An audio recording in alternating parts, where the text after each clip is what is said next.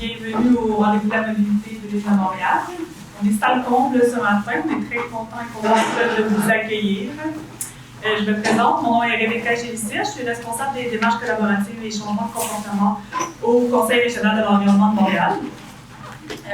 Ceux et celles qui ne connaissent pas le Conseil régional de l'environnement de Montréal, au CRE Montréal, notre mission, c'est la sensibilisation, la représentation publique, la mise en œuvre de projets et actions, le partage de connaissances et la mobilisation des acteurs pour améliorer la qualité des milieux de vie et l'équité sociale et territoriale à Montréal. Donc, aujourd'hui, vous êtes au rendez-vous de la mobilité durable de l'île de Montréal. C'est organisé par le CRE Montréal depuis 2015. Ça se déroule tout au long du mois de septembre et ça fédère et met en lumière les idées, les acteurs et les actrices de la mobilité à Montréal à travers une riche programmation.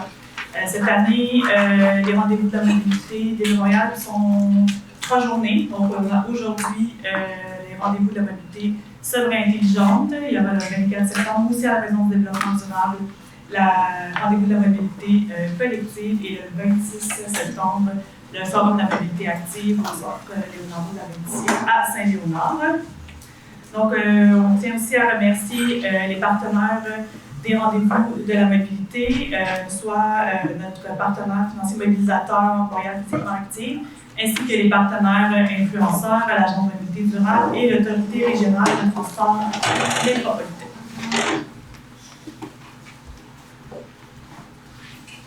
Donc aujourd'hui, c'est la journée des rendez-vous de la mobilité sobre et intelligente.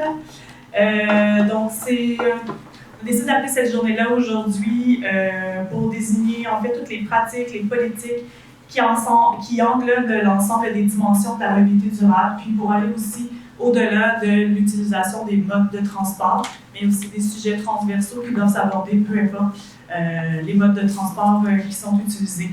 Donc, quand on parle de sobriété, on parle pas nécessairement de réduire notre utilisation, mais de s'assurer que ça répond à nos vrais besoins, d'avoir une hiérarchie de nos besoins qui peuvent s'exercer au niveau individuel, mais collectif aussi, pour réduire les consommations superflues. Puis quand on parle d'intelligence, mais souvent on fait référence aux technologies numériques ou à l'optimisation des déplacements, mais on se permet aussi d'aller au-delà de ça en termes d'intelligence, mais de penser aussi à tout ce qui contribue à notre capacité à comprendre, apprendre, résoudre des problèmes, s'adapter aux plein de situations qui soient liées au changement climatique, au retour de la congestion routière, mais aussi aux réalités de doute. Donc, on prend vraiment l'intelligence dans son sens large et non seulement comme une solution technologique à nos besoins. Donc, pourquoi est-ce qu'on parle de mobilité durable et aussi pourquoi est-ce qu'aujourd'hui on va parler de mobilité pour toutes? Bien, c'est aussi qu'on est dans un contexte de grands changements, de planification aussi. On a plusieurs documents de planification d'ici 25 ans qui sont en cours d'élaboration ou de consultation ou qui ont été récemment publiés. Donc, par exemple, dans la vision 2050 de la RTL, il est prévu que d'ici 2050, il y aura 650 000 nouveaux ménages de plus sur le territoire de la CMM, ce qui est estimé à peu près à 1,3 million de déplacements supplémentaires par jour sur le territoire de la CMM. Donc, dans la vision de la RTM, il y a cette volonté que 1 million de déplacements quotidiens soient faits en transport actif, ce qui est le double de 2018 en termes de transport en mobilité active. 1,2 million de déplacements quotidiens en transport en commun, donc c'est plus de 80% que ce qui se faisait en 2018, et réduire les déplacements en auto solo de près de 900 000 déplacements quotidiens. Donc ce sont des grands objectifs, des objectifs ambitieux. La Ville de Montréal est aussi en train de rédiger son plan d'urbanisme et de mobilité pour une ville verte, juste et résiliente, où ils veulent réduire la place dédiée à l'auto, augmenter les services de transport en commun structurants, mais tout ça avec une vision et des valeurs d'équité et d'inclusion. Donc c'est pour ça qu'aujourd'hui on trouvait ça que c'était important d'avoir un moment pour parler de mobilité durable, inclusive et sécuritaire pour toutes, parce que ces changements-là doivent se faire pour tout le monde et pas seulement au nom de la diminution des gaz à effet de serre. Donc je ne prends pas plus de votre temps, je vous présente aujourd'hui, ça va être la table des groupes des femmes de Montréal et Société Logique qui vont vous présenter les résultats de leur toute nouvelle recherche-action qui porte sur les réalités des déplacements des femmes en situation de handicap. Et je tiens aussi à vous informer qu'à l'extérieur, il y a leur étude est aussi imagée par une exposition photo. Donc, derrière la table d'accueil, vous avez une exposition photo avec des témoignages des expertes du vécu. Donc, je vous présente les personnes qui sont derrière moi. Ah, attends, j'ai oublié de m'excuser. Je vais quand même vous présenter les personnes qui sont derrière moi, comme ça je vais vous expliquer le déroulement de la journée. Je vous présente Marielle Desroches, qui est responsable de la vie associative et de la concertation à la table des groupes des femmes de Montréal. Sophia Beloukiram, qui est chargée de projet en design universel à la Société Logique. Et il y a Manon, à ma droite, qui est Manon Brière, qui est experte du vécu, et Pascal Terrien, qui est aussi expert du vécu. Bonjour. Et on attend Maude Mascotte qui va se joindre à nous selon les aléas des transports en commun que ce sera. Donc, elle va arriver quand on va pouvoir arriver. C'est vraiment parfait, on va l'attendre. Et juste avant de vous laisser la parole, je vais vous expliquer comment va se passer cet avant-midi que vous allez être avec nous. Donc, le mot de bienvenue et de mise en contexte, voilà, c'est fait. Ces personnes présentes devant moi vont vous faire leur présentation de leur recherche-action et aussi de certains témoignages. Il y aura une période de questions par la suite si vous voulez avoir plus d'informations. Et on aura une pause d'une quinzaine de minutes avant de partir en atelier, dont l'objectif sera le passage à l'action pour pouvoir faire des changements collectifs par rapport aux revendications et aux enjeux qui vous seront présentés pendant la première heure, avec un retour au plein air et pour terminer pour midi. Donc, j'espère que le tout vous convient et je passe la parole à l'étape de l'ordre. Merci beaucoup d'être là aujourd'hui avec nous. Ça me fait vraiment chaud au cœur de voir autant de gens intéressés en fait par notre recherche-action qui s'intitule « Embarquer avec nous ». Je vais commencer en vous présentant un peu ce titre qui a pour nous deux sens. D'une part, c'est de faire une incursion en fait dans les enjeux de mobilité qui sont vécus par les femmes en situation de handicap à Montréal au sein en fait des options de mobilité durable. D'autre part, le titre, il vise à vous inciter à poser des actions concrètes en fait pour qu'on puisse enfin parvenir à une mobilité qui va être durable, inclusive et sécuritaire. Donc, je fais un petit plan de la présentation qu'on va faire ce matin. Je vais prendre un moment pour présenter notre démarche de recherche-action. Donc, ça va être l'occasion de vous présenter la TGFM, Société Logique, et puis vraiment la démarche de recherche. Puis ensuite, on va passer à la présentation des faits saillants et des revendications en fait, qui ont été formulées par les experts du vécu. Donc, ça va être une présentation en 4 temps, donc les grands impacts. Ensuite, qu'est-ce qui se passe dans l'espace public, la mobilité active. Ensuite, on va passer aux enjeux qui touchent le transport en commun et terminer avec le grand sujet du transport adapté. Donc, quelques mots sur la table des groupes de femmes de Montréal. On est un regroupement régional. Notre territoire d'intervention, c'est l'île de Montréal, qu'on appelle aussi Tiohtià:ke.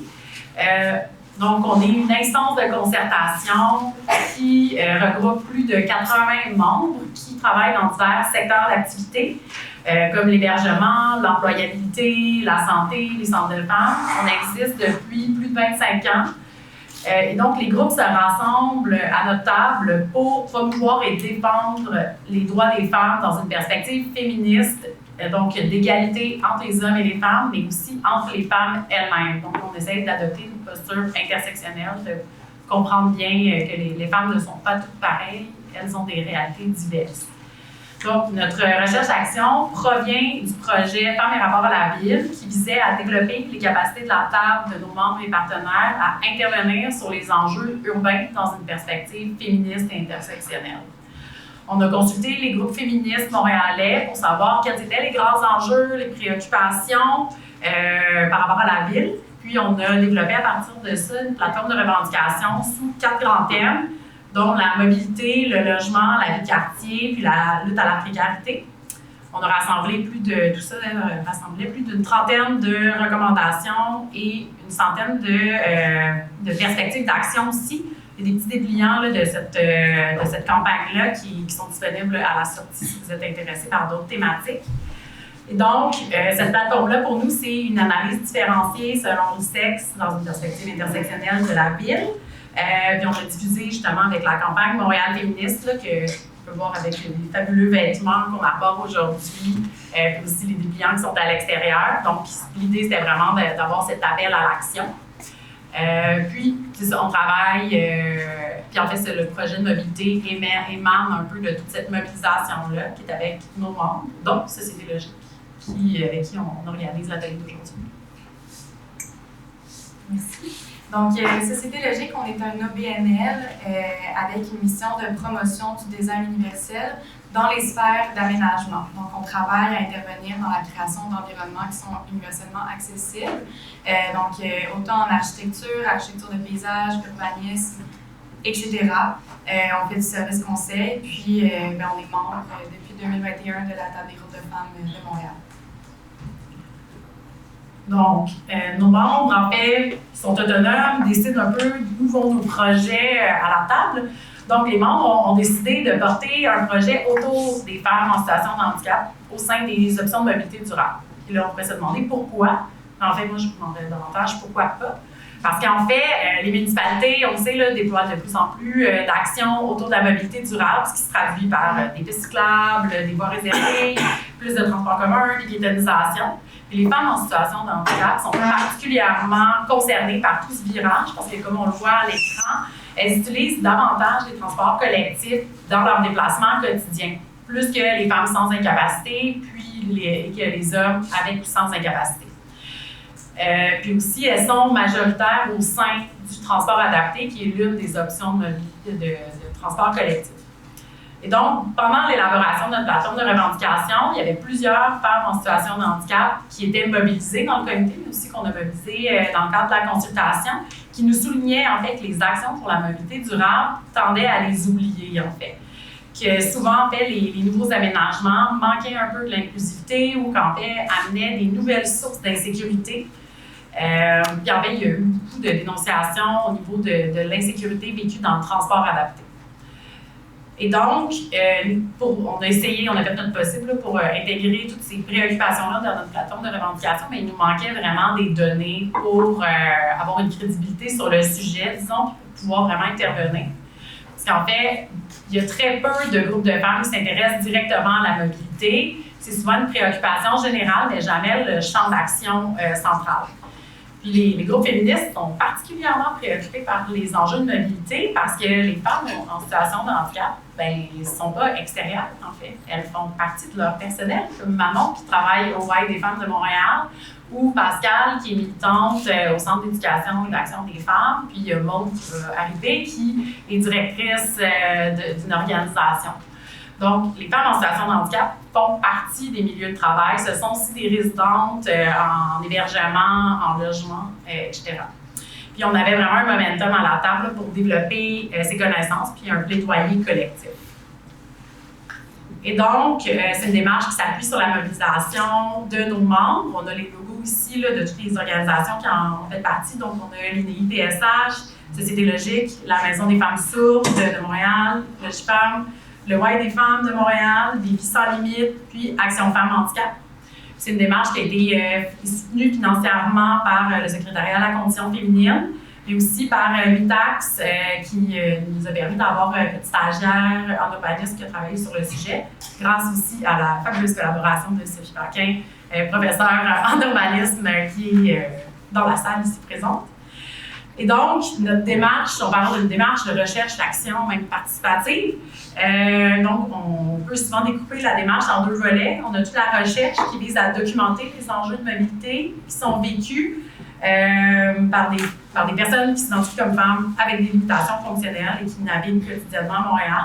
Donc, l'idée, c'est vraiment de partir de leur point de vue pour articuler des revendications. Puis après ça, il y a tout le volet action qui vise en fait à diffuser les résultats puis à susciter plus de réflexion pour qu'en fait les femmes en situation de handicap fassent partie intégrante des réflexions sur la mobilité durable.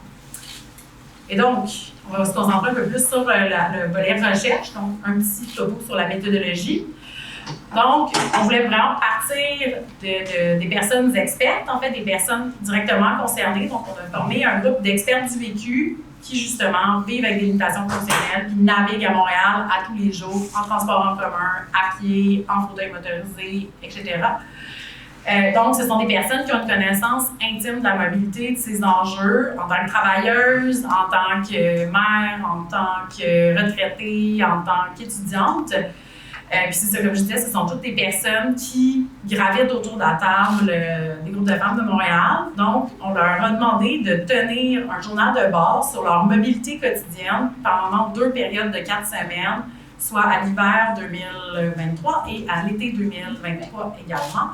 Donc, à chaque semaine, elles complétaient un questionnaire qui leur permettait de témoigner sur qu'est-ce qui s'était passé pendant la semaine, les différentes sources d'insécurité, les obstacles, les sources d'exclusion, mais aussi les éléments un peu plus positifs qu'il faudrait multiplier. Donc, on a accumulé énormément de données qualitatives. On a aussi organisé des balades exploratoires. Au début, on appelait marche exploratoire, mais on a rebaptisé balade exploratoire pour mieux rendre le fait que ce ne sont pas tout le monde qui marche dans ces balades. Donc, l'idée, c'était d'aller dans l'action. Donc, on est allé avec des experts du vécu et des membres de la table sur le terrain dans 3 lieux qui représentaient bien les enjeux estivaux. Donc, on est allé dans le quartier latin pour voir les piétonisations, mais surtout les travaux qui avaient lieu à cette époque. Le quartier des spectacles pour représenter un peu plus le volet des événements festifs. Puis finalement, l'avenue Mont-Royal pour aller voir un peu plus les commerces et aussi les piétonisations. On a aussi pu aller visiter des métros nouvellement accessibles lors de ces balades.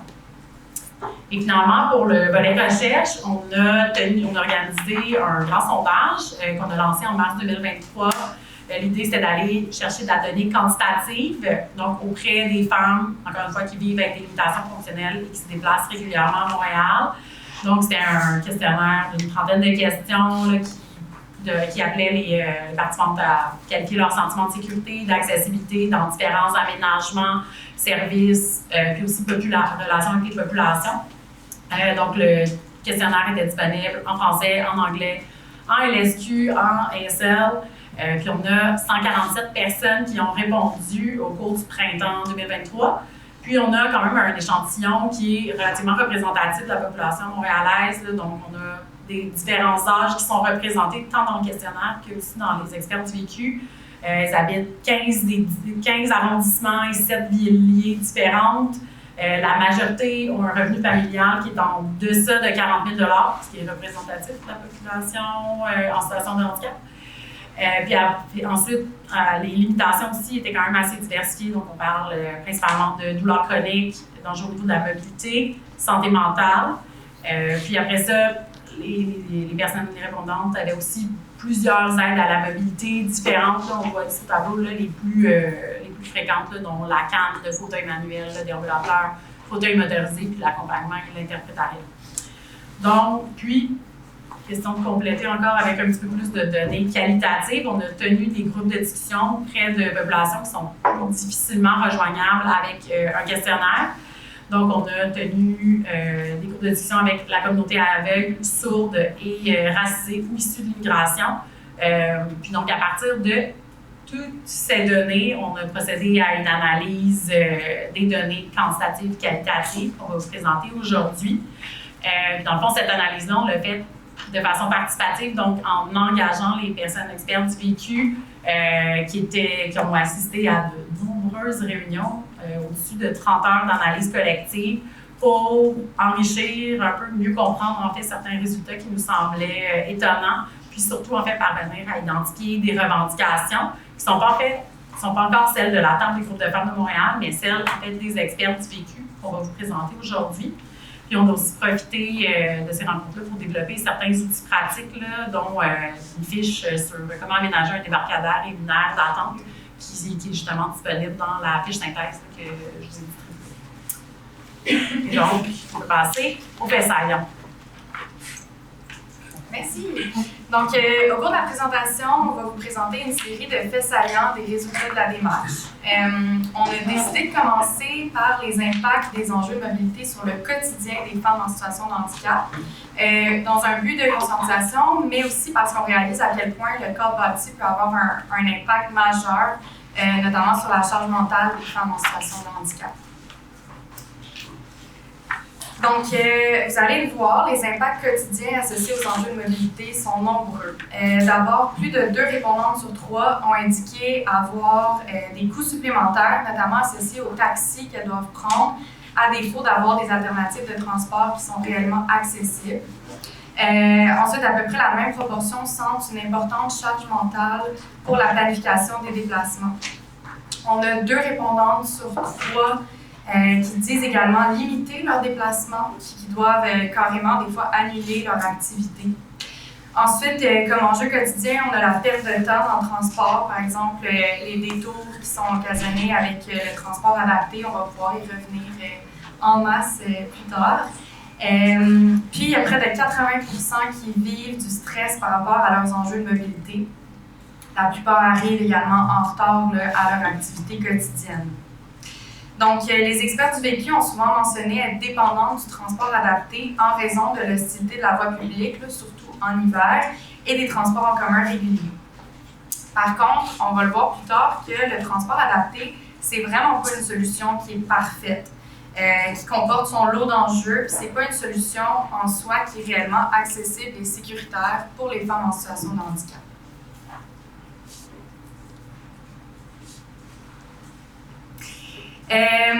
Maintenant, pour les responsabilités sociales, donc dans le sondage, plusieurs répondantes ont déclaré que les enjeux de mobilité impactaient fortement leur responsabilité sociale, notamment leur possibilité de se déplacer de manière autonome et sécuritaire. Donc ici, on peut voir environ le tiers des répondantes ont indiqué qu'il est impossible et insécuritaire pour elles de se déplacer pour être proche aidante, pour s'impliquer dans sa communauté, pour réaliser des études, pour occuper un emploi ou pour être parent. On s'entend, c'est 1 personne sur 3 qui déclare que c'est impossible et insécuritaire pour elle de se déplacer pour faire ces activités-là. Pour la plupart, en fait, ceux qui en ont la possibilité, elles vont choisir de prendre la voiture ou un taxi pour réussir à remplir leurs responsabilités sociales, malgré tous les impacts environnementaux et les coûts associés. Parce que, au final, c'est plus facile pour elles et c'est plus sécuritaire pour elles. Les femmes en situation de handicap portent plusieurs chapeaux, puis on sent que les infrastructures de mobilité, au final, ne prennent pas en compte tous ces chapeaux-là. Puis là, maintenant, on va voir les impacts, les stratégies. Donc, les témoignages nous ont amené à constater que les femmes en situation de handicap ne sont vraiment pas passives face à ces obstacles-là. Elles vont quotidiennement faire des choix, faire des concessions en lien avec leur mobilité. Ces stratégies dépendent toujours de plusieurs aspects, donc leur tolérance au risque, leurs ressources, leur réseau, puis principalement la flexibilité de leur quotidien, qui n'est pas donnée à tout le monde. Il faut savoir que les stratégies ne sont jamais parfaites. Elles ont des impacts dans leur quotidien, puis on peut voir ici que c'est un peu comme une roue sans fin. Donc, ça commence, la charge mentale, le stress et l'appréhension, vivre des obstacles et de l'insécurité les poussent à mettre en place une panoplie de stratégies qui vont varier selon les ressources, les responsabilités, l'énergie même. Ensuite, ces stratégies-là vont à leur tour isoler, avoir des coûts monétaires et environnementaux, créer aussi une dépendance aux proches et les exposer tout court à des risques. Puis finalement, ces stratégies-là alimentent soit un sentiment d'exclusion, de vulnérabilité et d'impuissance, ou encore ajouter à leur charge mentale qui est déjà quasiment à pleine capacité, leur stress ou leur appréhension simplement de la mobilité à Montréal. Ici, on a un témoignage de Julie, dans le fond, qui exprime bien ce cercle vicieux-là. Donc, elle dit que dans le transport adapté, elle a déjà vécu de l'insécurité sur la banquette arrière liée à des comportements violents. Suite à ça, elle demande au chauffeur de s'asseoir en avant. Puis en juin 2023, un chauffeur récurrent, parce que c'est souvent les mêmes chauffeurs qu'elles vont voir, lui a fait des avances, lui a demandé d'aller plus loin, donc elle a fait diversion.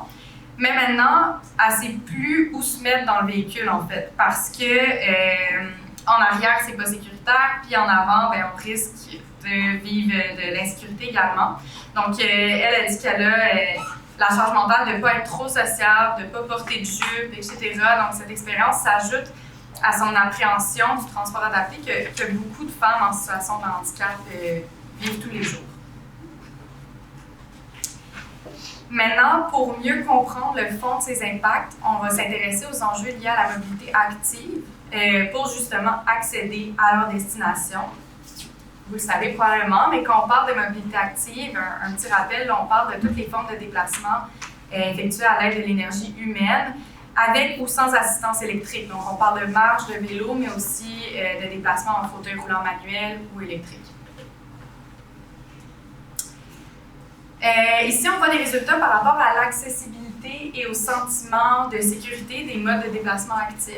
Donc, d'après les femmes qui ont répondu au sondage, le mode de déplacement actif le plus accessible et sécuritaire, c'est le fauteuil motorisé. Pourquoi? Bien, les experts du vécu ont indiqué que les fauteuils motorisés sont appréciés pour offrir des déplacements qui sont autonomes sur une plus longue distance. Puis là, c'est sûr qu'on peut faire un lien avec notamment là, pour pallier au manque d'ascenseurs ou même d'accessibilité dans le métro. Pour avoir un trajet accessible sur une plus longue période, on va préférer utiliser un fauteuil motorisé en fait. Par contre, faut noter que les infrastructures actuelles sont souvent pas adaptées à la taille ni au poids des fauteuils motorisés. Des fauteuils motorisés, ça peut aller jusqu'à 350 livres sans la personne qui est dedans. Donc, par exemple, les rampes ou les plans inclinés, des fois, sont juste pas adaptés à recevoir ce type d'aide à la mobilité, ce qui peut rendre les déplacements plus difficiles parce que ça implique souvent ces femmes-là de faire des détours. Sinon, à l'opposé, 22% des répondantes affirment que le vélo leur est accessible et sécuritaire, suivi des autres modes de déplacement que vous voyez à l'écran. Moins de 40% des répondants affirment que la marche constitue un déplacement qui est accessible et sécuritaire. Donc, moins de 40%, je le répète, on peut penser que c'est peut-être par manque d'infrastructure ou de mobilier qui amène cette convivialité à la marche. Puis comme le souligne la citation de Lise qu'on voit au tableau, mais pour elle, l'absence de banc public réduit sa possibilité de se déplacer à pied.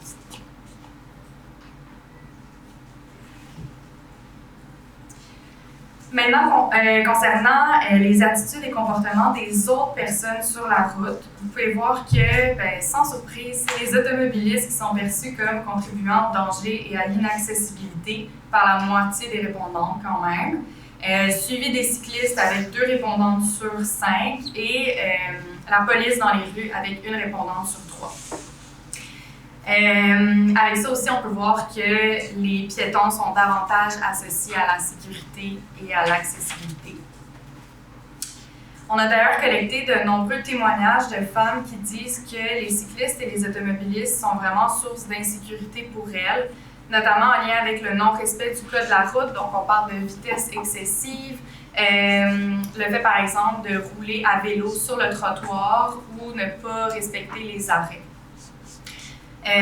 Louise est l'une des expertes qui a souvent signalé son insécurité liée aux cyclistes quand ceux-ci circulent sur les trottoirs et son insécurité provient de nombreuses expériences d'être frôlée par un cycliste. Maintenant, on parle de la mobilité active en lien avec l'aménagement du domaine public. Donc, c'est intéressant de voir que les aménagements qu'elle considère les plus dangereux et inaccessibles, sans surprise, c'est les pistes cyclables ainsi que les rues partagées. Les rues partagées, vraiment sans surprise, parce que la plupart du temps, il n'y a pas de mesures visuelles ou tactiles pour séparer ou ségréguer les modes de déplacement entre eux. Donc, ça peut grandement affecter l'expérience d'une personne qui vit avec des déficiences visuelles, par exemple. D'ailleurs, on a la citation de Célia à l'écran. Donc, Célia, qui est aveugle, souligne, par exemple, qu'elle peut difficilement saisir si elle est sur une rue partagée, à moins d'être frôlée par une voiture, alors qu'elle y marche. Ensuite, le tiers des répondantes estiment que les trottoirs sont inaccessibles et dangereux. Et finalement, c'est les rues piétonnes et les parcs et places publiques qui sont jugés plus accessibles et sécuritaires par les répondantes au sondage. Puis cette perspective est liée notamment à la séparation habituellement claire avec les cyclistes et les automobilistes dans ces espaces-là.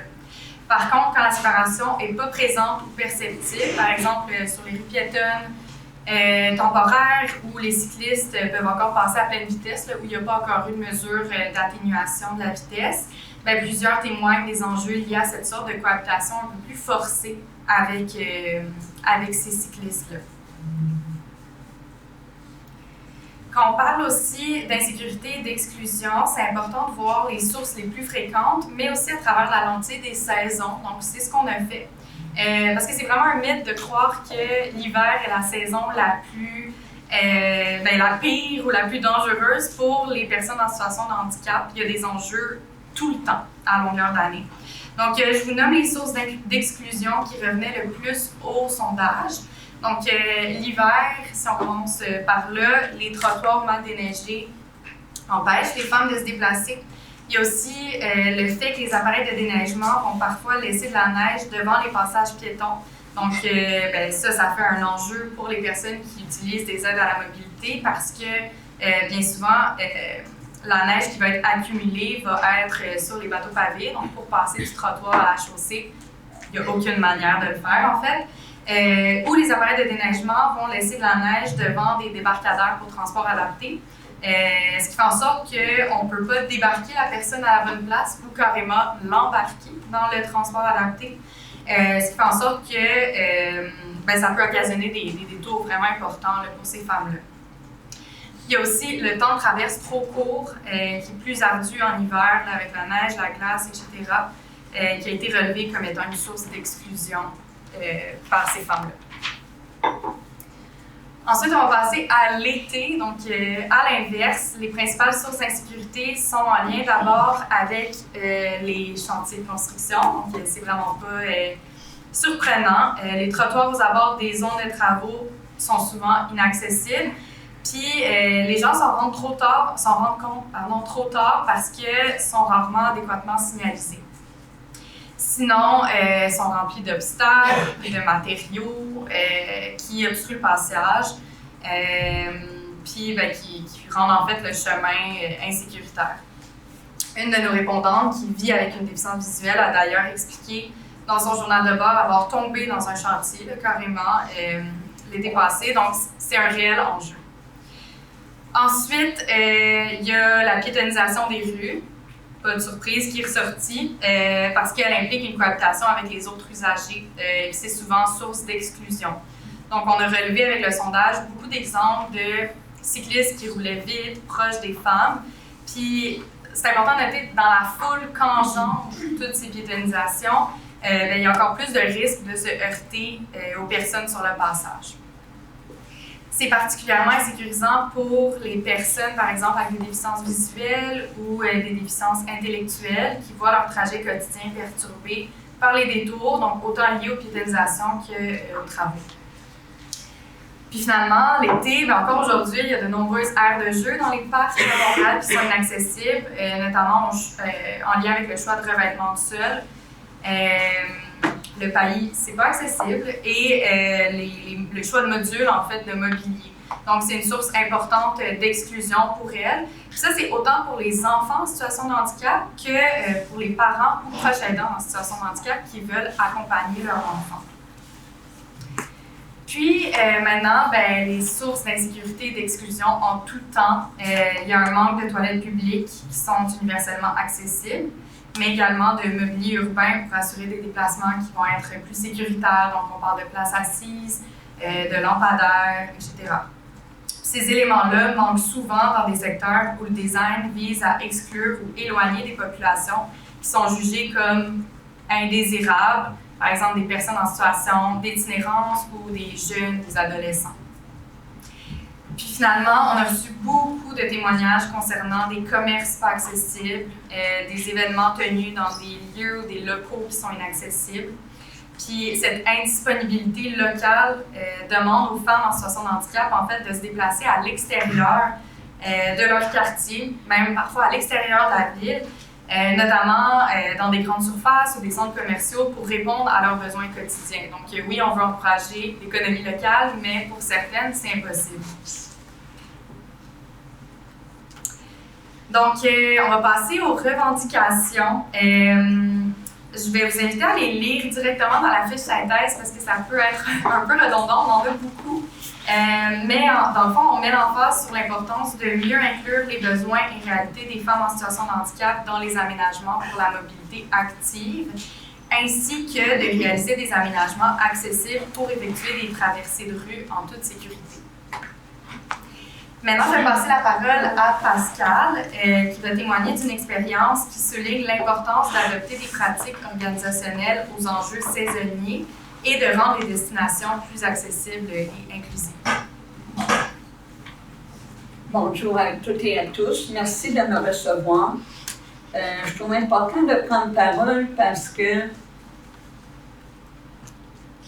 avant, j'étais comme vous, je me déplaçais, je faisais mes choses, j'allais en autobus travailler.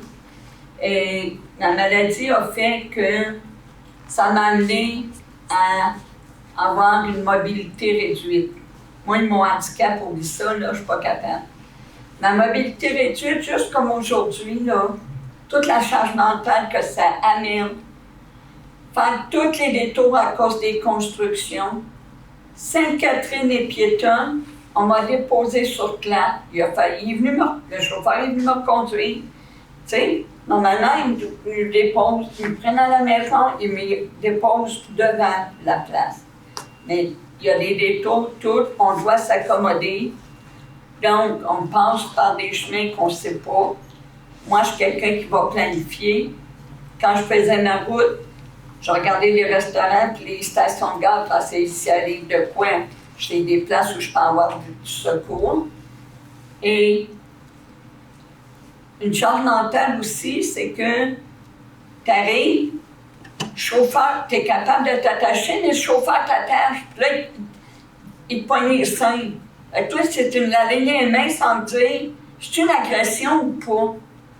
Tu sais? Puis ça, c'est des choses qu'on vit fréquemment. Il y a des chauffeurs qui font attention, ils ont des rappels, ils ont des choses. Puis, tu sais, pour moi, là, je ne sais pas si vous le savez, mais comme vous, j'aime m'impliquer, faire partie de la situation. Et comme vous, j'aime aller voir un film, j'aime aller voir un spectacle. Tu sais, je veux me déplacer pour aller faire du bénévolat à mon centre de femmes. Tu sais, pour mieux aider puis me sentir utile. Parce qu'enfermer dans les 4 mois, là, je ne sais pas si vous le savez, mais c'est pas facile. Fait il y a des choses comme en hiver, des répercussions qu'on a. Moi, où je reste dans des blocs, j'ai la chance qu'on déblaye parce que la STM nous demande d'avoir des lieux déblayés. Il y a des places où c'est pas déblayé. Maintenant, on m'a débarqué, là. Je t'en souviens, il faisait pas pire. Hey, j'ai eu les 2 pieds dans la neige. C'était haut de même. Quand on vous dit là, que c'est pas toujours déblayé, là, les rues, les trottoirs. Fait que, tu sais, c'est toutes des choses qu'on subit. Puis, c'est pas politique, qu'on est en mobilité, qu'on veut pas faire partie de la solution. Tu sais, puis, il y a plein de choses qu'on vit. On vit des situations comme il y avait un DI dans le transport, il n'était pas attaché, il était entre nous deux. Le chauffeur break, le DI part, puis il revient me donner un coup de coude dans le côte. Ben ça, j'ai dit non, c'est sécurité 0. J'ai tellement chionné que le chauffeur il a arrêté puis il est venu de l'attacher. Le chauffeur, il me disait « Hey, arrêtez de l'influencer, madame, là, arrêtez ça. » Pardon? Non, question sécurité, là, c'est comme pour tout le monde. Sécurité, c'est 0. Tu sais? Fait on est beaucoup d'habitation, puis on veut prendre notre place. On sait, tu sais, c'est pas parce qu'on est à limitation qu'on est une MTS, c'est pas vrai. Comme un itinérant, c'est la même chose. Tu sais? Ça ne coûte rien de dire un bonjour, de faire un sourire. Ça ne veut pas dire qu'on va engager une discussion, mais on est comme vous. Même si on est en mobilité, on est des humains, des humaines. Merci.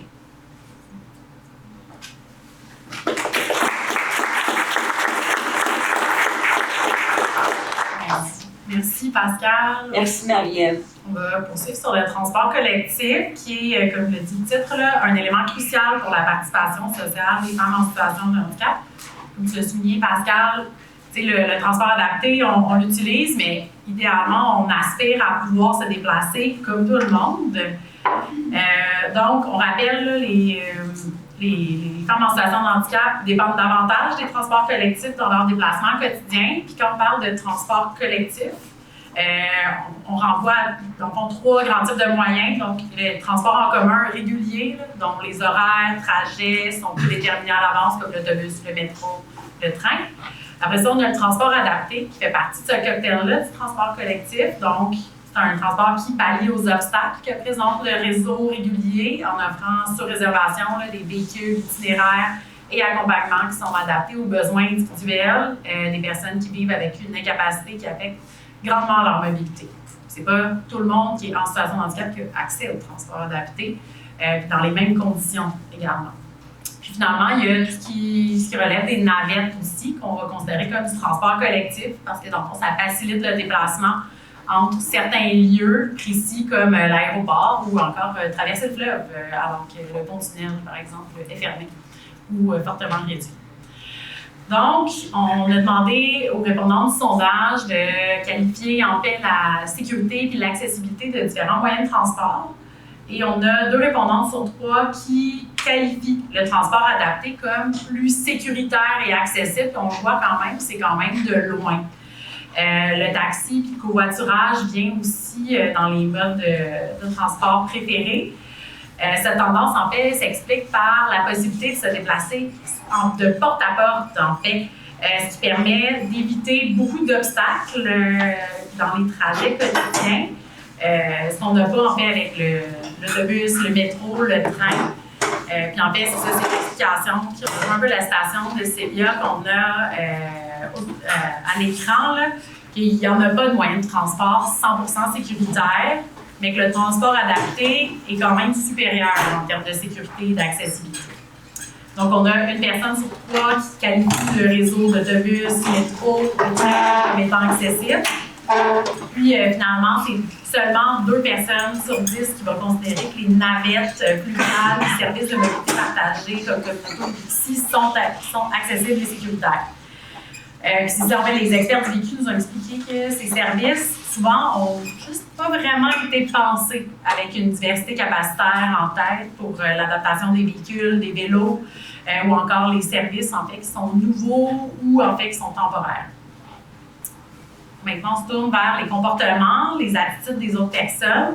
Donc, le personnel et les clients-clientes du transport adapté sont perçus comme plus sécuritaires et accessibles et bienveillants par 2 personnes sur 3. Ensuite, on a le personnel à l'accueil, à la vente et à la conduite des autobus qui sont perçus positivement par une répondante sur 2. Mais en fait, on voit que les clients-clientes du transport en commun régulier puis les services de sécurité sont perçus positivement uniquement par une répondante sur 3. Donc, cette perception fait écho à la citation Pascal qu'on a à l'écran, là, qui n'est pas rare, en fait, que si on est dans l'autobus ou dans le métro, ben, les gens ne cèdent pas leur siège aux personnes qui en ont besoin. Puis aussi, les services de sécurité, ça fait écho, nous, parce qu'on a fait notre étude aussi sur les liens avec les services de sécurité, la police, puis il y a énormément, en fait, c'est 60% des répondantes d'un autre sondage qui avaient indiqué qu'elles avaient de la méfiance, en fait, envers la police et les services de sécurité. Puis on voit, en fait, que cette perception-là ben, est aussi ressentie chez les femmes en situation de handicap qui vont moins, en fait, associer les services de sécurité puis même la police à la sécurité et à la bienveillance. Et donc, on va faire un petit focus sur les transports en commun réguliers, puis au fil des discussions, on peut le qualifier, en fait, comme étant hostile aux femmes en situation de handicap. Donc, on a reçu énormément de témoignages à ce sujet-là. Donc, il y a souvent ce désir-là de pouvoir se déplacer de façon autonome, mais c'est difficile. Donc, on a 39% des répondantes qui ont associé la sécurité qui associe la sécurité dans le métro, l'autobus et les trains comme un danger, il l'associe en fait à une source de danger et d'inaccessibilité. Parce qu'en fait, comme je disais, il y a une méfiance, mais aussi le personnel de sécurité est davantage associé au contrôle des biais, en fait, dans les transports en commun et de transports adaptés, qu'à une source d'aide, en fait.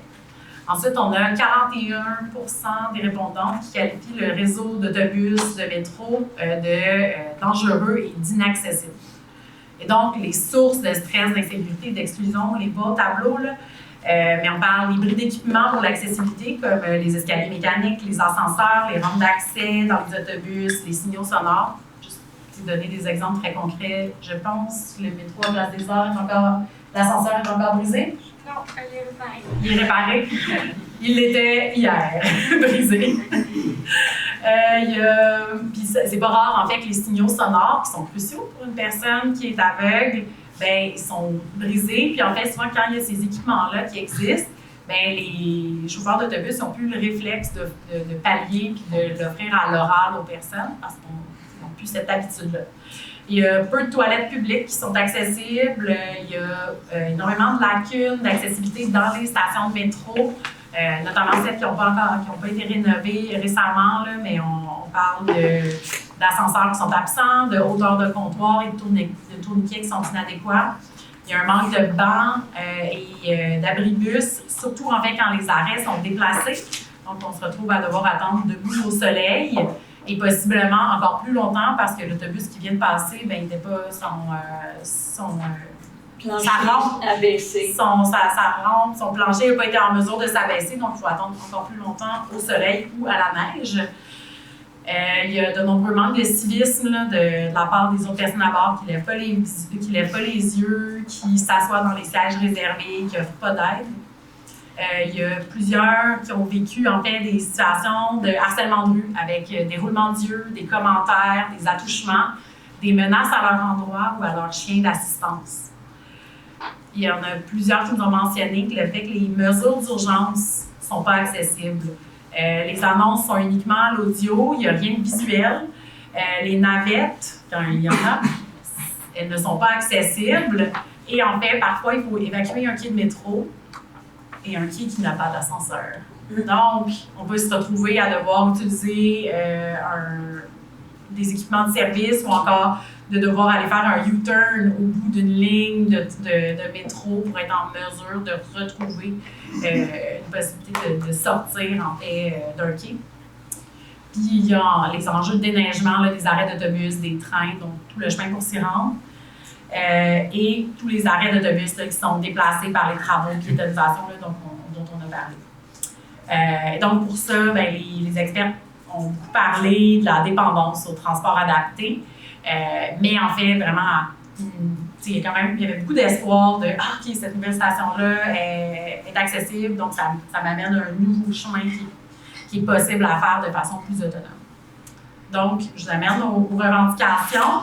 On ne va pas les lire au complet. Je vais plutôt passer la parole à Maude, qui est justement, normalement, arrivée en transport en commun ce matin. Je vais vous parler de pourquoi, en fait, c'est important de mettre en place toutes ces revendications.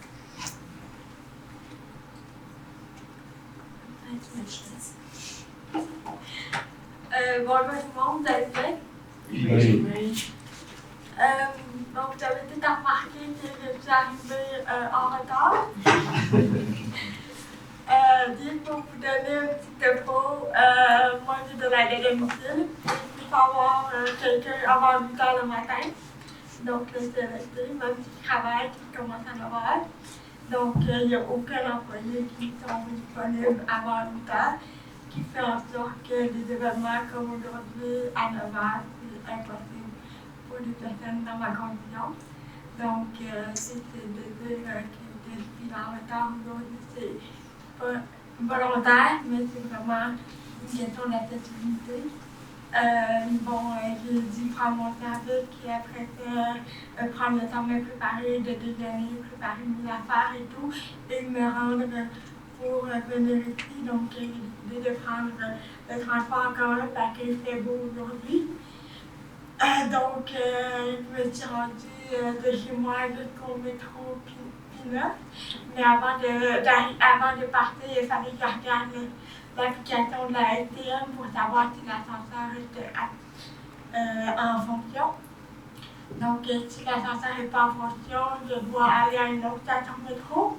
Donc, dans mon cas, je suis quand même relativement chanceux. J'ai quand même fréquenté des vidéos qui sont accessibles, mais c'est quand même un peu plus loin.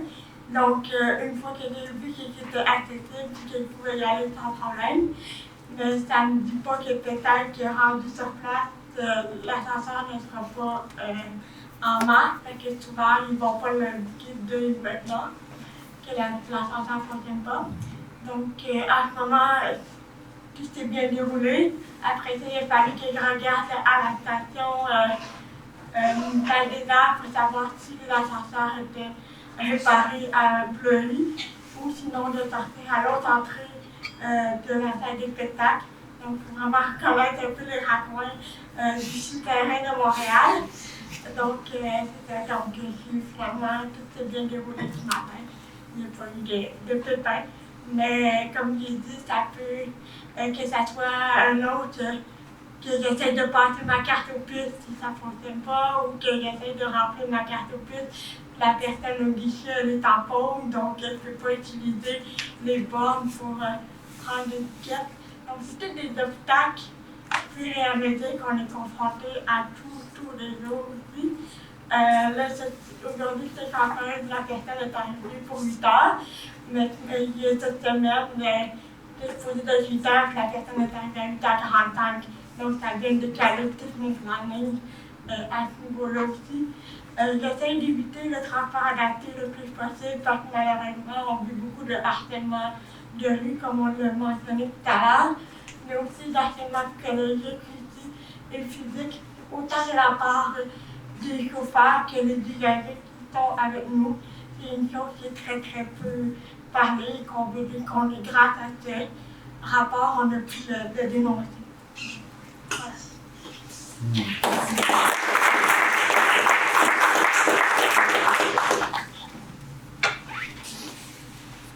Merci, Maud. Donc, dans l'élan tout était, on va parler de transport adapté, notre 4e grand thème. Donc, j'en ai parlé tout à l'heure, mais nos résultats révèlent qu'il ne s'agit pas d'une option qui est fiable ou sécuritaire pour soutenir la participation sociale.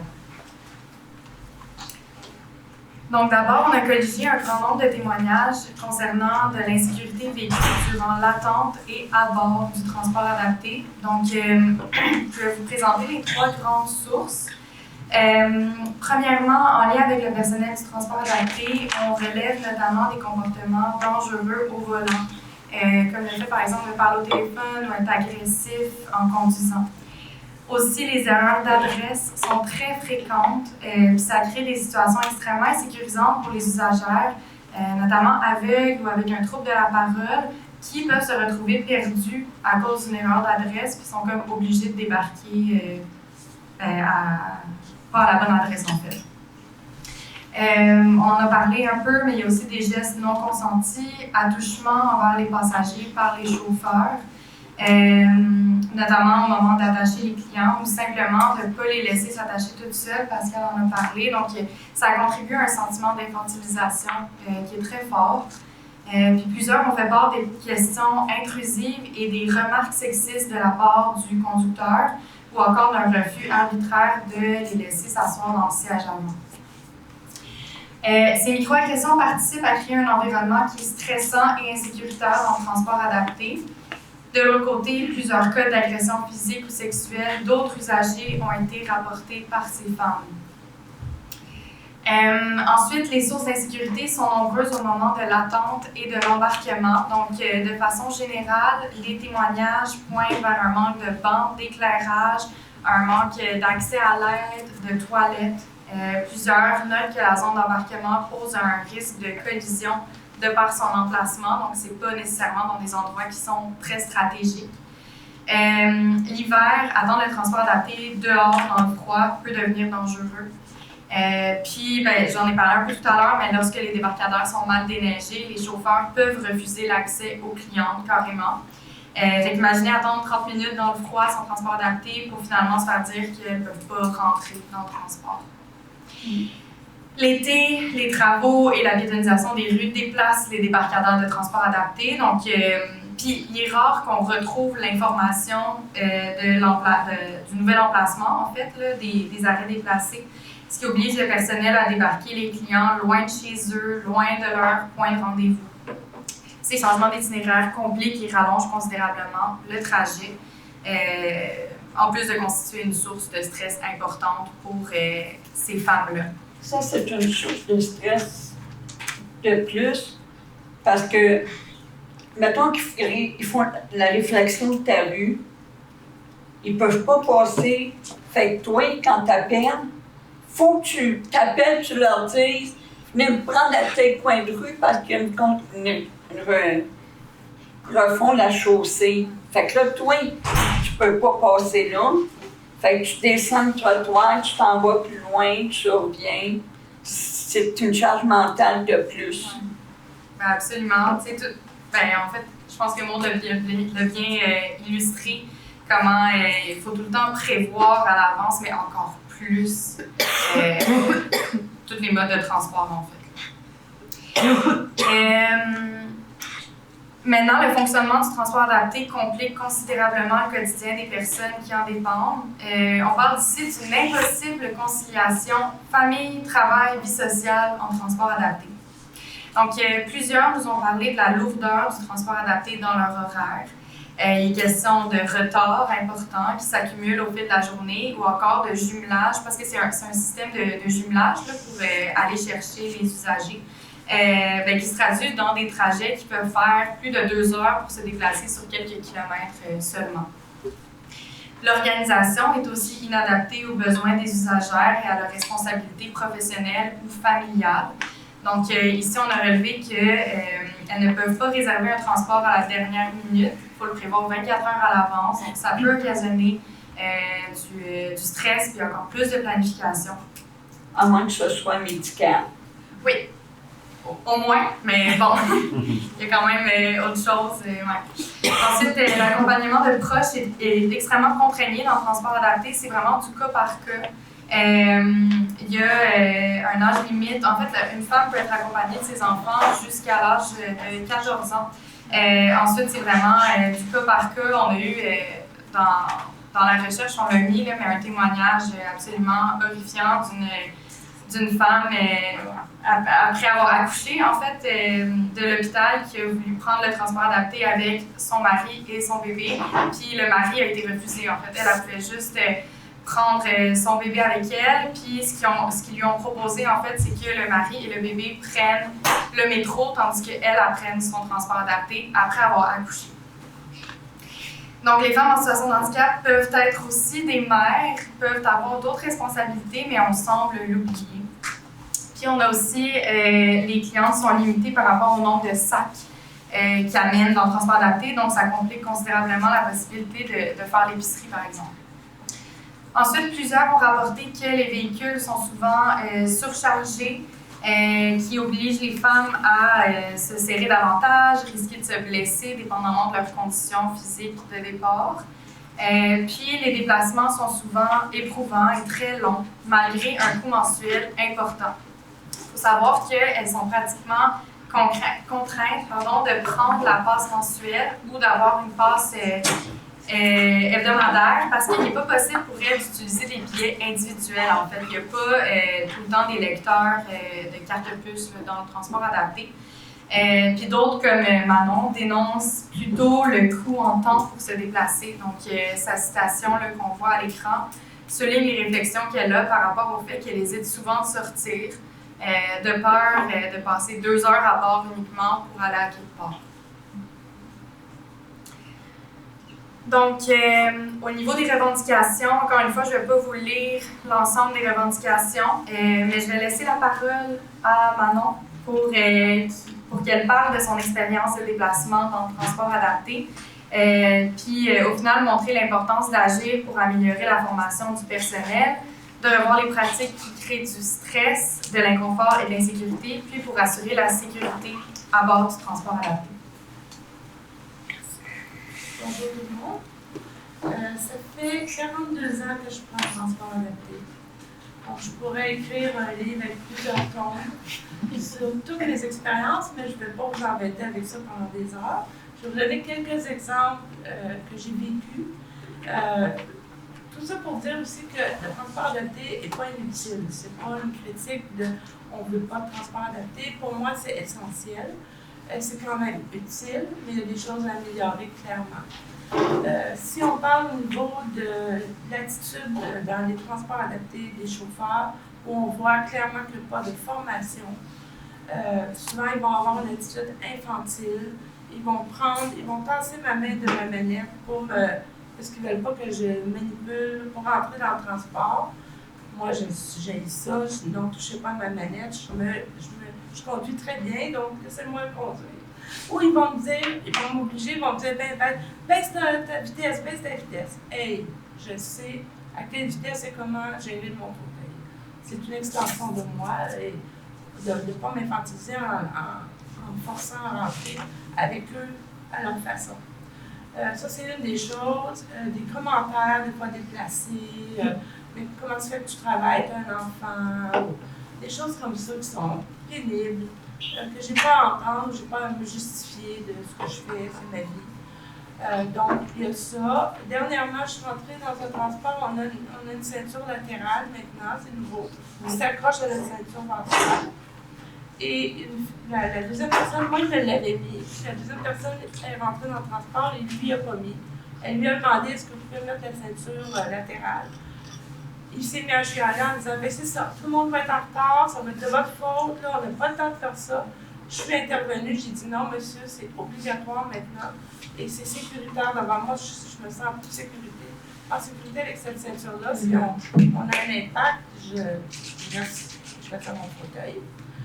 Donc, des attitudes comme ça, il n'y en a pas tout le temps, mais ça va arriver souvent. Donc, à chaque fois que je prends le transport adapté, j'ai un stress de me dire qu'est-ce que je vais vivre aujourd'hui? Est-ce que je vais être en retard? Est-ce que je vais avoir des attitudes? Est-ce qu'il va falloir que je manipule mon fauteuil pour rentrer en arrière du chauffeur où il n'y a pas de place et de me coincer en arrière? Et là, le chauffeur recule son banc parce que lui, il doit conduire, il doit être confortable. Mes jambes, ça m'est arrivé, mes jambes touchent le banc en avant. Et on a eu un accident à un moment donné, il a frappé la voiture en face. Et moi, ma chaise, elle a avancé, donc mes genoux étaient coincés. J'ai demandé vite, avancez votre banc, ça me faisait mal, j'ai été blessée. Donc, c'est pas idéal. Surtout quand il y a 2 fauteuils électriques. Avant, on n'avait pas 2 fauteuils électriques dans le véhicule, mais depuis 1 an, maintenant, il rentre 2 fauteuils électriques, donc ça demande des manipulations beaucoup plus importantes. Donc, ça crée des stress. De peur de bouger ma chaise, d'accrocher la chaise de l'autre, etc. Maintenant, au niveau des horaires, comme plusieurs d'entre vous, j'ai plusieurs chapeaux. Je suis mère, je suis travailleuse, je suis militante, je suis une sœur, je suis une amie, etc. Je suis mariée, donc j'ai un conjoint. Il faut que j'essaie de tout faire ça. Quand on prend le transport adapté, on va rester 1 heure minimum sur place. Et moi, je calcule à peu près 1h30, 1h30 à l'aller, 1h30 au retour. Donc, par jour, quand je me déplace, c'est minimum 3 heures dans le transport. Donc, je ne peux pas aller à plusieurs places dans une journée. Je ne peux pas dire, OK, je vais le matin, après ça, je vais à tel rendez-vous, après ça, j'arrête à l'épicerie, et pas ça. Non. Oubliez ça, c'est impossible. Pas avec le transport adapté. 2 transports, gros max dans une journée. Il m'est arrivé. Bon, la spontanéité aussi, là, comme moi, je suis gestionnaire dans mon organisme, j'ai des employés sous moi, et des fois, on dit « Ah, on va aller à 5 à 7, on essaie d'improviser, oubliez ça. » Oubliez ça, c'est impossible pour moi. Je prévois 24 heures d'avance. Fait que des fois, mes employés partent, moi, je ne suis pas là. C'est difficile d'être inclus après dans un groupe ou de vivre ce que les autres vivent, d'avoir des rencontres informelles au lieu d'être toujours au travail. Une situation qui m'est arrivée, et je vais la raconter parce que c'est épouvantable. Ça arrive de temps en temps, je chante pas trop souvent. J'avais été souper avec des collègues dans le centre-ville, je travaille dans le centre-ville, on a été souper. Dans 9h30, j'avais un transport, moi j'habite Rivière-des-Prairies. C'est à l'autre bout de la ville, dans l'est complètement, pour ceux qui ne savent pas c'est où. Donc, j'entre dans le transport adapté, le chauffeur m'annonce, on s'en va directement chez vous, miracle, on ne fera pas 36 000 tours, j'étais contente. On se rend jusqu'à 10 minutes de ma maison. Et là, le chauffeur s'aperçoit qu'il a oublié quelqu'un. Il y avait quelqu'un d'autre à le chercher, qui était complètement dans l'ouest, contraire de moi. Fait que moi, je me dis, il va appeler la STM va envoyer un autre véhicule, il va venir me reconduire chez moi. Non. La STM a dit, non, vous n'allez pas reconduire Mme Brière, vous allez directement chercher la personne dans l'ouest. J'ai passé 1 heure et quelques à me rendre dans l'est, je repasse 1 heure et demie et plus pour retourner dans l'ouest et revenir dans l'est. Je me suis couchée à minuit et demi, 1 heure du matin. Non, mais je travaille. Fait que tout ça pour dire que quand je sors, je me pose la question, est-ce que j'ai vraiment le goût de sortir? Est-ce que j'ai vraiment le goût d'aller souper avec quelqu'un ou d'aller au cinéma? Aller au cinéma, c'est 2 heures, un film en moyenne. On peut dire un petit 4 heures pour la personne normale, le temps de se rendre et tout ça. Moi, ça va être un après-midi, c'est fini, là. Mon après-midi est passé, je vais aller voir un film. Fait qu'il faut vraiment que je veuille voir le film pour y aller. Donc, c'est constamment comme ça. On a une dernière chose, une autre chose qui... On a parlé des accompagnateurs dans le transport. Moi, j'ai une fille. Jusqu'à temps qu'elle ait 14 ans, elle a embarqué avec moi pour mon mari, puisque j'ai le droit à un accompagnateur. Mon mari était considéré comme un accompagnateur. Et ma fille, il a considéré comme juste ma fille. On pouvait sortir, on allait en famille partout. Et là, quand elle a eu 14 ans, elle ne pouvait plus embarquer. Elle était devenue une accompagnatrice. J'ai le droit à une accompagnateur. C'est soit mon mari, soit ma fille, l'autre s'en va à pied. Ou s'en va en auto. Fait que c'est ridicule. Là, quand on va dans le centre-ville, on se cherche, t'es rendu où? Bon. Tout ça pour dire que beaucoup d'enjeux, il y en a plein, j'en ai plein d'histoires à raconter, mais je vais m'arrêter là. Donc, merci de m'avoir écouté, d'avoir entendu mes petites histoires. Merci. Ouais, on en a long à dire sur le transport adapté parce qu'il y a beaucoup d'expériences. Puis, en fait, il y avait même des experts du vécu qui tenaient leur journal de bord dans le transport adapté. Tu sais, Julie était une des personnes qui même travaillait dans le transport adapté parce que ça prenait tellement de son temps de se déplacer de Petite Patrie jusque dans le sud-ouest parce qu'elle travaille.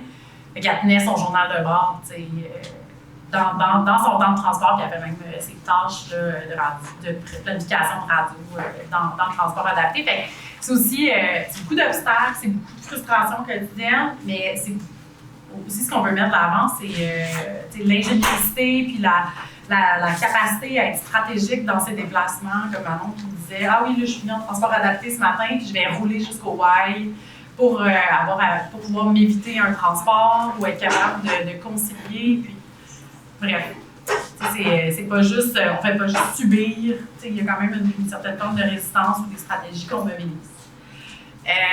Et donc, ça nous amène vraiment vers la fin de la présentation, là, un peu les prochaines étapes. Pour nous, il y a 3 grands thèmes là, qui arrivent pour nous. Premièrement, ça va être de s'assurer que ces connaissances se diffusent au sein de la table des groupes de femmes de Montréal pour qu'on adopte les revendications, qu'on prenne des positions, puis qu'on puisse vraiment commencer ce travail de plaidoyer.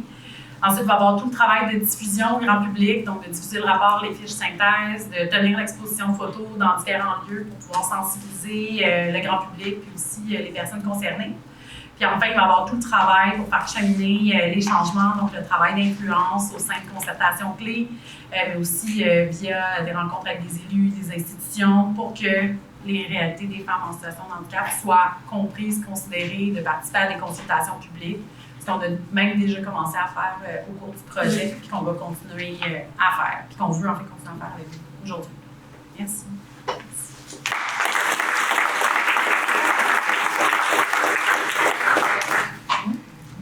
Merci beaucoup pour cette présentation. Merci pour vos témoignages. On a une période de questions. S'il y en a d'entre vous qui ont des questions, je vais vous amener le micro. Commentaire. Oui, allez-y. Une question pour Manon. Ça fait 42 ans que vous avez transport adapté. Est-ce qu'il y a quand même eu des améliorations depuis tout ça? Et est-ce qu'il y a, vous avez parlé du coup vous pouvez faire avec les chauffeurs, est-ce qu'il y a justement une plateforme que vous pouvez faire des plaintes, des recommandations pour que ça s'améliore? Bon, oui, ça fait 42 ans que je prends le transport adapté, c'était vraiment pire avant. Bon, c'était épouvantable. Je pouvais passer 5 heures au cégep à attendre mon transport. On ne parle pas de ça. Il y a eu des améliorations continues un certain temps. Et à un moment donné, j'ai vu comme ça stagnait. Des fois, ça a empiré parce que il y a, je pense que l'année passée, il y a 2 ans, je crois. Il y a eu des restrictions dans le transport adapté, comme par exemple plus d'accompagnateurs et plus de rive sud ou de rive nord, là, interrive et je paniquais un peu que j'avais des billets pour un spectacle à Brossard, que je me suis dit, je vais perdre mes billets. Puis plus de loisirs aussi. Oui, c'était pas pour le loisir non plus, on n'était pas prioritaire pour les loisirs. Donc ça restreint beaucoup. Donc là, ça a vraiment reculé. On a fait des manifestations, on était au CA de la STM pour dénoncer la table des groupes de femmes, mais aussi le RAPLIC, dans lequel je fais partie, tout ça. Et là, bon, ça c'est revenu. Ça a duré quelques mois, une chance. Mais c'est resté une peur que ça revienne, qu'on perde des droits. C'est constamment comme ça. Il y a des choses qui ont changé, comme j'ai dit tantôt. Avant, on ne rentrait pas 2 fauteuils électriques dans un véhicule. Maintenant, ils le font pour rentabiliser, pour faire le plus de voyagement. Et ça crée des problèmes là, avec nos chaises. Pour faire des plaintes, on peut faire une plainte à la STM, mais on n'a jamais de feedback, de retour. On fait notre plainte, on ne sait pas ce qui arrive avec ça. Avant, ils nous rappelaient. Je demandais à l'inspecteur de me rappeler pour me rappeler. Maintenant, fait que je ne sais pas ce qui se passe avec les plaintes qu'on fait. Puis j'ai pas vu, là, depuis un certain temps, j'ai pas vu beaucoup d'amis. Ça stagne. Ça stagne. Pour moi, je pense que l'amélioration qu'il y aura à avoir en partant, c'est une actualisation de la formation des chauffeurs. Tu sais, savoir comment nous aborder. Tu sais, là, comme vous rentrez dans votre auto, vous prenez la ceinture, vous vous attachez. Le chauffeur, il arrive, lui, il décide qu'il m'attache. À ce moment-là, il me frôle ou il me frôle pas, bon, puis, tu sais, un moment donné, j'ai une amie qui était aveugle. Je ne sais pas si vous connaissez le coin des Taux Frontenac, jusqu'à le McDonald's. Il y a comme un petit passage. Elle ne voit pas, là. Il tire la main, elle pogne la rambade, elle tombe, le genou, il saigne, il rentre dans l'auto en avant, c'est sa main de 90 ans qui s'en occupe. Tu sais, il y a des choses qui sont faites, il y a des améliorations qui sont faites par la SDM. Mais nous, on va focusser sur ce qui peut, tu sais, comme l'actualisation de la formation. Maintenant, ils ont mis des pancartes pour dire, bien, demander à la personne si elle est capable de s'attacher, mais il y en a qui ne le font pas. Fait que, tu sais, en appelant STM puis en disant, comme je disais tantôt, on n'est pas une MTS, on est des gens comme vous. Puis, moi, avant, là, je marchais comme vous. Et ma santé a dépéri, j'ai de la misère. Puis là, j'en ai encore plus parce que j'ai été embrassée fleur du plancher. Je me suis fracturée en voiture, ça fait 7 semaines que je suis opérée, fait que c'est sûr que ça m'amène une lenteur. Fait que, tu sais, au niveau de la ville, ben, c'est de faire au niveau des trottoirs, de mieux gérer. Tu sais, au niveau du comportement, parce que ça part, le contact se fait avec le chauffeur. Il y en a beaucoup qui sont corrects. Bonjour madame, comment ça va? Elle dit, madame Terrien, avant ils nous demandaient, puis ils vérifiaient où on allait, ils ne le font plus. Fait qu'à un moment donné, j'avais un chien parce qu'il m'a emmené dans un coin que je ne connaissais pas. Puis là, il y a encore des déviations. J'ai dit, je suis à la bonne place, ça c'est un stress, tu sais, c'est un... Fait... Merci. Merci beaucoup pour vos réponses. Qu'est-ce que tu veux ajouter déjà? Est-ce qu'il y a d'autres questions, commentaires? Oui. Une question concernant le transport adapté. Vous réservez 24 heures à l'avance, mais est-ce que ça arrive des fois qu'il n'y a pas de place? C'est-à-dire, vous essayez de réserver, puis ils disent qu'il n'y a pas de disponibilité. Non, ça non, par exemple. 24 heures d'avance, on va avoir un transport. Mais les heures, parce que là, on joue les heures. Des fois, ils nous donnent le transport. Si je dois être à 9 heures, ils vont me donner 2 heures d'avance. Il faut que je sois prête comme à 7 heures. Et là, lui va arriver une demi-heure plus tard, mais moi, il faut que je sois prête. Si je ne suis pas prête, il n'embarque pas. Donc, c'est beaucoup de temps à l'aller et au retour, de prix que je ne peux pas faire de choses. Mais si on réserve 24 heures à l'avance, il n'y a pas de problème, on va en avoir. Quelle heure? Ça, c'est un autre histoire. Non, on doit réserver avant 9 h le soir. Oui. Donc, sur le site de Circa, donc une plateforme. Et aussi, on peut téléphoner, mais depuis la pandémie, ils ont réduit les heures de bureau. Donc, si on doit téléphoner, c'est pas qu'à peu près 25 heures qui ferme le bureau. Donc, si jamais il y a quelque chose, l'adresse ne fonctionne pas sur la plateforme, mais on peut être mal pris si on le fait trop tard, vers le terrain de 9 heures. C'est arrivé justement à quelqu'un, j'ai vu il y a un site qui s'appelle le transport mésadapté, où plusieurs personnes à mobilité réduite, on chiale là-dessus, on se défoule un peu là-dessus. Puis il y a quelqu'un qui a dit cette semaine que justement, elle voulait réserver après 5 heures, après les heures de téléphone, mais le site ne fonctionnait pas, la plateforme ne fonctionnait pas, fait qu'elle n'a pas pu avoir de transport pour le lendemain. C'est ça, il y a la plateforme CERTA, ça permet aussi de suivre le véhicule en temps réel. C'est quand même une amélioration qui est vraiment appréciée parce que comme ça, on peut se dire, ben, j'ai pas besoin d'attendre une demi-heure dehors, je peux sortir jusqu'en, je vois qu'il n'est pas trop loin. Mais c'est ça, quand on dépend beaucoup des technologies, quand elles flanchent, là, le stress embarque parce que, ben, c'est ça, comme le système de réservation, quand il flanche, ben là, les téléphones, on n'est pas, la STM n'est pas nécessaire, elle n'est plus prête pour recevoir autant de téléphones. Fait que le temps d'attente peut être très long. C'est un peu la dépendance à la technologie. Là. Ce que je voulais mentionner aussi au niveau du transport adapté, le transport adapté va à l'extérieur de Montréal. Ma soeur reste à Blainville, je suis allée à Blainville, il faut que je m'y prenne d'avance. Et la veille, admettons, je vais y aller vendredi, bien demain, si je réserve pour vendredi, il faut que j'appelle avant midi demain. Au début, on pouvait réserver 3 jours à l'avance. Si aujourd'hui, si je sais que dans 3 jours, j'ai tel rendez-vous, je pouvais le réserver. Et maintenant, c'est 7 jours à l'avance.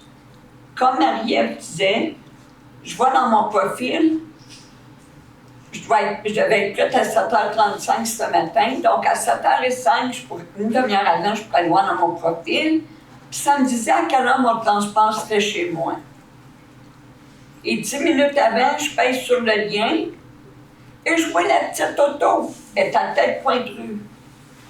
Fait que, mais moi, j'étais dehors le matin, il faisait beau, il faut toujours être à l'heure précise. Il y a la réalité. Puis au niveau du transport, ben là, tu as la demi-heure à attendre.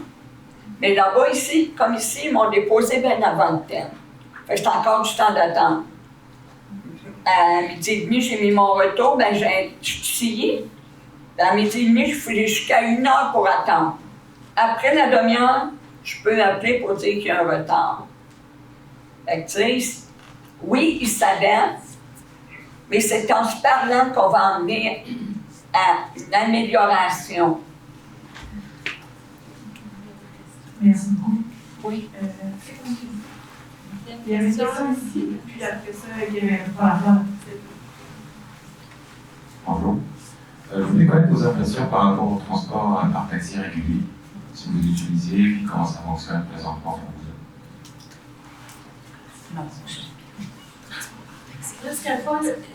Jusqu'à il n'y a pas longtemps, le transport régulier, en tout cas pour les fauteuils roulants en taxi, c'était quasiment impossible. Toutes les taxis étaient pris pour un contrat avec la STM. Donc si je filais pas, je allais à l'hôpital, je voulais prendre un taxi régulier parce que je ne pouvais pas prendre le transport adapté, ben je ne pouvais pas. Souvent on se faisait dire non, il fallait réserver ça aussi d'avance. Quand il y avait réservé d'avance, on réservait le transport adapté. Mais depuis cet été, il y a un projet pilote avec Kéroul, qui est un organisme de tourisme pour personnes à mobilité réduite, avec la compagnie de taxi Théo. Ils sont en train de faire un projet pilote jusqu'en octobre où on peut appeler un taxi à l'intérieur d'1 heure. Il faut payer comme tout le monde, montant régulier. Et moi, je ne l'ai pas encore essayé, mais j'avais l'intention de le faire avant que le projet pilote finisse parce qu'ils veulent avoir nos commentaires, voir si ça fonctionne bien. On croise les doigts pour que ça va bien et que ça resterait, ça serait merveilleux. Comme ça, on aurait une option de plus pour ceux qui sont en train de nous. Qui a un bon budget taxi. C'est comme un sujet récurrent dans les journaux de bord, le budget taxi. Oui, effectivement. Comme je disais plus tôt, j'étais comme tannée de vivre du harcèlement dans le transport adapté, de passer beaucoup de temps. Comme Manon le disait, je suis travailleuse, je suis en couple, je suis militante, je porte beaucoup de chapeaux. Donc, de faire plusieurs rencontres dans la journée, de faire des choses comme ça, à un moment donné, il faut choisir aussi. Mais à un moment donné, il faut faire des sacrifices, de couper à quelque part, puis d'augmenter ton budget de taxi, de déplacement. Donc, à chaque fois qu'il y a des événements, que ce soit pour le travail ou militante ou autre, qui était bénévole ou pas, que je vais demander à qu'on me paye un taxi. Parce que sinon, je n'y arriverai pas. Parce que non seulement, oui, je veux éviter de me faire harceler, mais aussi je veux non seulement arriver à l'heure, aussi, comme on a vu, il y a beaucoup de retard et tout. Aussi, ben, s'il voulait venir ici pour 9 heures, ben, il aurait fallu que je sois prête à 7 heures, alors que je ne suis même pas encore habillée et prête pour partir. Donc, ça n'a comme pas de bon sens. Donc, de dire, OK, ben, payez-moi le taxi au moins. Je vais peut-être être en retard, mais je vais arriver plus rapidement aussi. Puis le retour aussi également, là, pour faciliter les choses. Mais c'est sûr que l'été, l'automne, printemps, j'essaie le plus possible quand il fait beau, qu'il n'y a pas de pluie, de prendre mon fauteuil puis d'y aller en transport en commun le plus possible. Mais il y a des endroits où je ne peux pas y aller parce que mon fauteuil ne peut pas rentrer ou autre. Je vais prendre un taxi à ce niveau-là. Donc, ça demande du sacrifice de couper quelque part pour justement monter ton budget de taxi. Et récemment, j'ai eu la mauvaise nouvelle que je ne pourrais pas conduire. Donc, j'avais fait le test, ça a pris 1 an et demi. Donc, j'ai fait mon test théorique, mon permis de conduire théorique et tout. Après ça, il a fallu que je sois sur la liste d'attente pour pouvoir accéder à une ergothérapeute pour évaluer mes capacités à pouvoir conduire. Et on m'a donné le verdict il y a quelques semaines que je n'avais pas assez les forces physiques pour conduire. Donc, ça a été une grande déception de dire, OK, encore une fois, je vais devoir dépendre de quelqu'un de mon entourage, du transport adapté et de autres. Donc, c'est pour dire qu'on vit des deuils aussi à chaque fois. Peut-être éventuellement si une technologie avance ou qu'une voiture peut conduire tout seul et qu'il y ait les moyens, quelqu'un à la loterie, peut-être. Mais comme je dis, c'est histoire que le déplacement et tout, parce que c'est vraiment quelque chose de primordial, puis parce que c'est ça qui, en tant que femme active qui veut faire avancer les choses, le déplacement, c'est vraiment une très grande charge mentale pour nous les femmes, c'est radical. Merci beaucoup. Je vais prendre les 2 dernières questions qui restaient dans la salle, puis après, je vais prendre la pause ici. Vous avez une question? Oui, d'abord, merci pour vos témoignages, vraiment enrichissants. Ma question était plutôt portée sur la mobilité active, surtout l'hiver. Donc, on constate, vous l'avez constaté, que les trottoirs sont souvent mal déneigés. Parallèlement, on constate qu'il y a beaucoup plus de voies cyclables qui sont déneigées l'hiver, souvent mieux que les trottoirs. Est-ce que pour vous, c'est un bénéfice? Est-ce que c'est quelque chose qui vous aide ou au contraire, vous n'êtes pas en sécurité sur ces voies cyclables? Moi, je roule dans les pistes cyclables, ils se crissent même pas tout le temps. Mais, les trottoirs sont essentiels parce que c'est là qu'on a accès à des bâtiments, c'est les trottoirs. Pour se déplacer d'un endroit à l'autre, oui, les pistes cyclables en hiver sont mieux nettoyées que les trottoirs, mais il n'y en a pas partout. Puis les trottoirs, moi, c'est un de mes problèmes. Il faut que j'appelle au travail, je demande à quelqu'un d'aller voir si les trottoirs sont nettoyés, s'ils ont déneigé devant René Lévesque, pour savoir si je rentre ou pas au travail. Une chance qu'on a le virtuel maintenant, on fait des Teams et des Zooms. Mais sinon, c'est comme pas pareil comme en personne non plus, là, mais c'est ça, les trottoirs, c'est rarement dégelé, sur des gros morceaux de glace. Puis là, c'est variable si le chauffeur t'aide ou t'aide pas. Il faut aussi rajouter qu'ils vont souvent déneiger les petites classes, mais ils vont mettre la neige sur les passages piétons, qui fait en sorte que où j'habitais avant, le passage piéton était tout déneigé, donc je ne pouvais pas traverser la rue de façon sécuritaire pour aller à mon épicerie juste en face de chez moi. Et on était dans une building avec plusieurs personnes en 7h24, donc on ne pouvait pas avoir accès à l'épicerie pendant près d'une semaine. On a dû appeler la ville et tout, mais c'est très. Puis les débarcadères aussi, c'est très problématique aussi. Les débarcadères doivent être déneigés en priorité, et malheureusement, ce n'est pas le cas. Donc, souvent, si on prend le transport adapté, nous demande à ce que ça soit déneigé, mais souvent, si on habite dans un building, on n'a pas le retard du déneigement aussi à ce niveau-là. Donc, ça peut être très problématique aussi. Et c'est tellement, on est dans une période de changement climatique aussi, donc on a beaucoup de pluie, donc beaucoup plus de glace. Donc, les trottoirs sont non seulement glacés, enneigés, avec la pluie, c'est un beau mélange de boîtes. Donc, il fait en sorte qu'on ne peut pas marcher, moi je suis capable de marcher, donc on ne peut pas marcher juste de sortir de chez nous pour se rendre au transport ou au véhicule qu'on doit prendre. Donc, ça donne un autre obstacle de plus aussi qu'on peut tomber au haut aussi, donc ça peut être très dangereux. Pour moi, les pistes cyclables, c'est, comment je dirais, faire une image, là, c'est un casse-tête à 1000 morceaux, hein? Une charge mentale là. Pourquoi? Parce que, premièrement, moi, je vais sur la Maisonneuve, donc pour parler du frein. S'il y a une piste cyclable. Une fois, le chauffeur, il débarque carrément au bord en face. Normalement, je ne vais pas me laisser à l'arrêt. L'autre fois, il débarque carrément dans la piste cyclable. Il y a des WC qui s'en viennent. Fait que, tu sais, fait que là, t'arrêtes, tu regardes, y a-tu? Non, ok, tu y vas. Non, il faut attendre. C'est comme un méchant casse-tête à 1000 pièces, là. Tu sais, c'est comme bon, ils ne rentrent pas là où ils pourraient, ou parce qu'ils ne veulent pas me tourner de l'autre côté, puis tu sais. Il y a tellement de choses, là, de charge mentale avec les pistes cyclables. Puis l'hiver, ben, il pleut, c'est enneigé.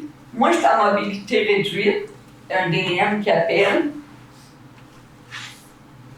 J'ose pas trop sortir parce que ça ne me tente pas de me recasser la gueule. Je me la suis assez cassée. C'est encore une charge mentale. Ça fait partie du puzzle à 1000 pièces. Tu sais. Fait que. Merci.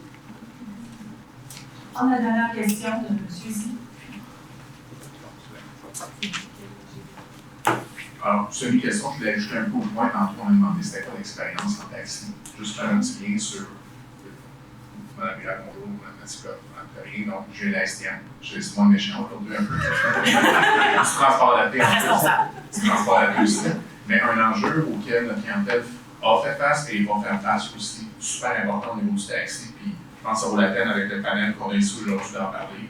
Les véhicules accessibles. Quand on a parlé tantôt qu'on a été obligé de mettre un quota sur les accompagnateurs et les déplacements métropolitains, c'était par manque de ressources. Puis à l'époque, à Montréal, la loi du taxi faisait en sorte que ça coûtait très cher acheter un permis de taxi, mais il y avait une solution pour les gens qui n'avaient pas d'argent, qui pouvaient avoir un permis volontaire restreint s'ils s'engageaient à faire des déplacements de personnes à mobilité réduite en achetant une panne adaptée. Quand la loi 17 a été implantée, ça a libéralisé le taxi, ce qui est extraordinaire, mais en même temps, ça a donné accès à n'importe qui de faire du taxi avec un véhicule berline. Maintenant, tu n'as plus besoin d'acheter un permis de taxi. Donc, l'incitatif à aller acheter une vanne accessible n'existe plus. On s'entend une vanne accessible, ça peut être une caravane, ça peut être une Pacifica, c'est transformé au bout de 5 à 6 ans. Maintenant, ils ont le droit à 10 ans, mais au bout de 5 à 6 ans, on veut le voir, sont en moins bon état, ça commence à fonctionner moins bien. Et qu'est-ce qui va inciter un chauffeur à aller acheter un véhicule accessible qui va coûter près de 100 000 transformé s'il n'est pas financier. Donc, ce qu'on a fait nous, au mois de septembre, quand c'est arrivé, là, ces enjeux-là, on a signé un nouveau contrat où nous, la STM, on finance jusqu'à 35 000 par véhicule au chauffeur de taxi qu'on achète. On est capable de le faire aujourd'hui. Est-ce qu'on sera toujours capable de le faire? Puis si un jour on n'est plus capable, est-ce qu'il restera encore des gens qui vont vouloir investir cet argent-là pour avoir des véhicules accessibles? Pour le futur, pour nous, c'est un gros enjeu. Je pense que ça vaut la peine de le prendre en considération aussi dans les discussions des différents panels. Merci beaucoup. Ça fait un bon lien avec la suite de l'avant-midi. Donc, tout à l'heure, Marie-Ève a mentionné en expliquant leur titre, leur rapport, embarquez avec nous. Donc, je vais vous donner une 10 minutes de pause, puis après, on va revenir ici pour faire un atelier pour voir qu'est-ce qu'on peut faire en tant que spécialiste de planification, d'aménagement, en transport. Donc, vous êtes toutes et tous des personnes qui évoluent dans ce milieu. Donc, on va réfléchir à ce qu'on peut faire individuellement dans nos organisations, mais aussi collectivement pour répondre à ces enjeux et revendications qui nous ont été très bien présentées.